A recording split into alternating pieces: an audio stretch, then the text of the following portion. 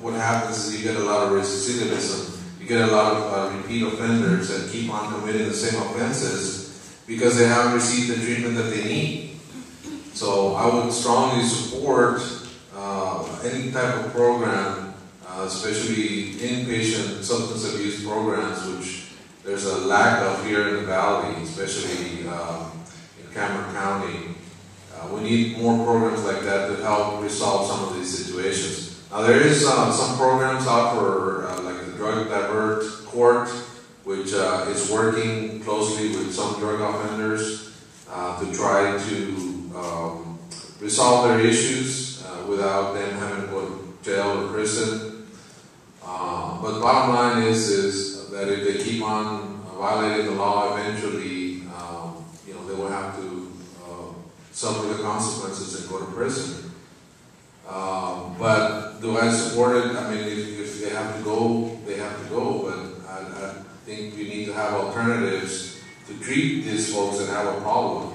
It is an addiction, and if it's not being treated, then you're not solving the problem. Thank you.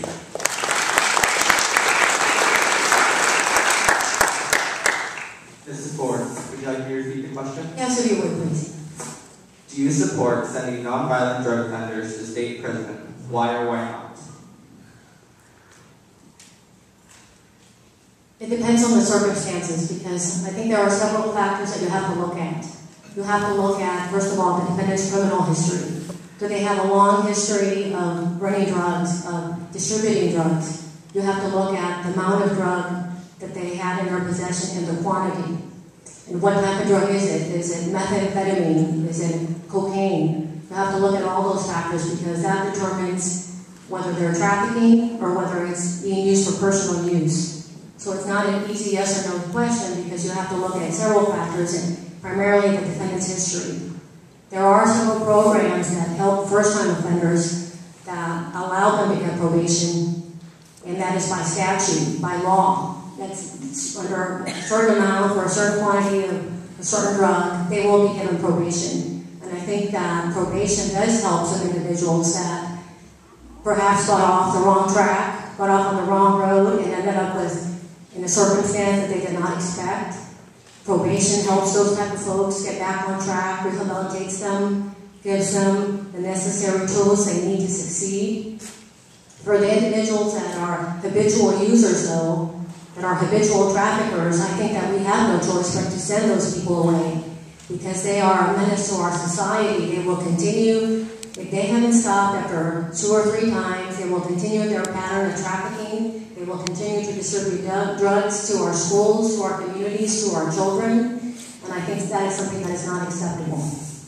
So I think that you have to look at all the factors, but if their history warrants it, I think there is no choice but to send them to prison. Thank you.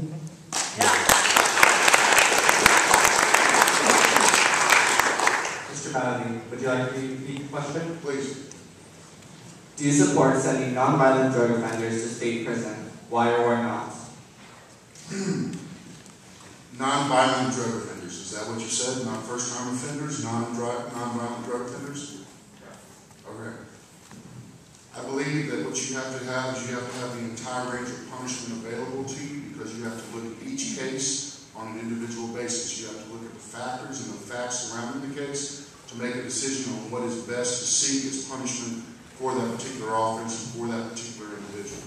For instance, just as Mr. Ford had said, you have to look at the type of drug that was being used. What was the amount that was being carried? How was it being carried? Was it intended to be traveled with and distributed at another place, another location? Was it intended to be sold to other people, to the youth of our community, into our schools? You have to look at all of that information before you make a decision. Therefore, you have to have the ability to send these individuals to prison if the case warrants it. You must look at that. There are several programs available for nonviolent drug offenders who this is their only thing. This is recreational use for them. There's safety at substance abuse felony prison facility where they go and get treatment, and hopefully they come out with the skills to get a job and are no longer addicted to the drugs. There's the restitution center. Our community supervision department offers a wide variety of help for these individuals. The divert court that Mr. Masso mentioned is another way that these individuals can get the treatment they need and hopefully kick the addiction they have and not stay into this life of crime. But to just say that I do not, my position is that I do not see that non-violent drug offenders should go to prison, I can't say that. I'd say you have to look at each crime as it is committed, and you have to make a decision based on the facts and circumstances. Facts are a stubborn thing. They don't change. Facts and evidence. And if they are repeat offenders, if they are recidivists, and they continue to use drugs and spread drugs throughout our community, then yes, they should go to prison.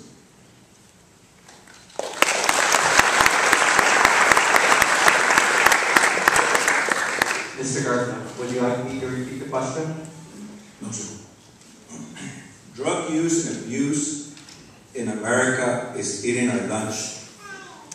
You've been following the problems in Mexico. There was a report not too long ago that $45 billion US dollars were going into Mexico through the drug cartels. All of that is so because we consume the drugs in America.